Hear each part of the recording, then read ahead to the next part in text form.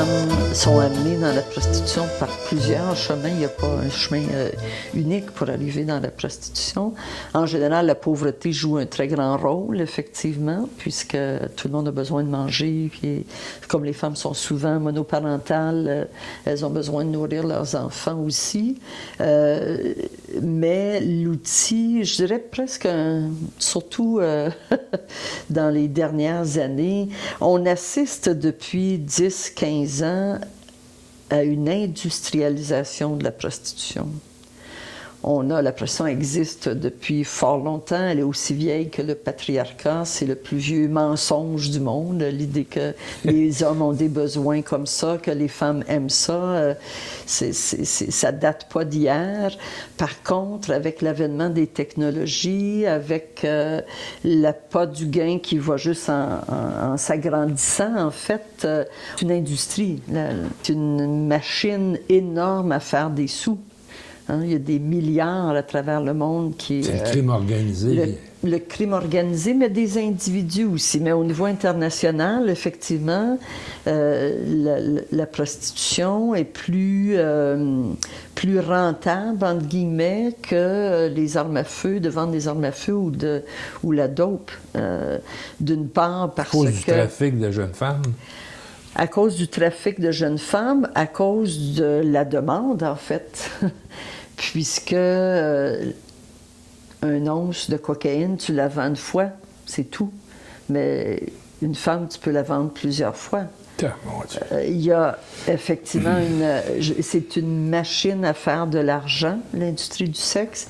C'est une machine, quand on parle d'industrialisation, on parle aussi de production de la marchandise.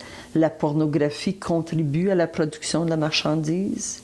Parce que plus de femmes voient effectivement la pornographie comme étant, ou les actes sexuels qui sont représentés dans la pornographie comme étant ce que les hommes veulent, plus elles se retrouvent piégées à avoir une sexualité qui dépendante de celle des hommes, ou qui répond aux besoins, aux supposés besoins des hommes, plus ça devient normal de faire des choses que tu ne veux pas vraiment faire, plus c'est tentant quand quelqu'un t'offre effectivement de l'argent pour faire ça, ben tu peux faire 1 et 1 font 2, et tu peux effectivement accepter d'entrer dans la prostitution.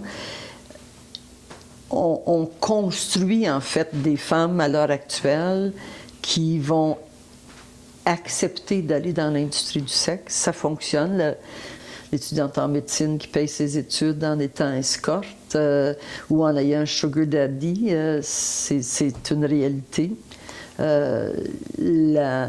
Parce que la banalisation de la prostitution nous amène là, nous amène à, effectivement, si tu as besoin d'argent, si tu t'ennuies, que tu ne te trouves pas belle, si tu aimes avoir du contrôle ou un supposé contrôle sur les hommes, la prostitution peut répondre à tes besoins. Un ou l'autre de ces besoins-là, ou tous ces besoins-là réunis. La facilité avec laquelle les femmes peuvent entrer dans la prostitution, elle est très, très grande. Je dirais, aucune femme est à l'abri d'avoir besoin d'argent. Aucune femme est à l'abri de pouvoir être piégée par un homme dans sa vie à répondre à ses besoins, puis tout à coup à des exigences de plus, puis est-ce que tu coucherais avec mon ami parce que je lui dois de l'argent, puis il aimerait ça. Et donc, les femmes apprennent effectivement à dépasser leurs limites.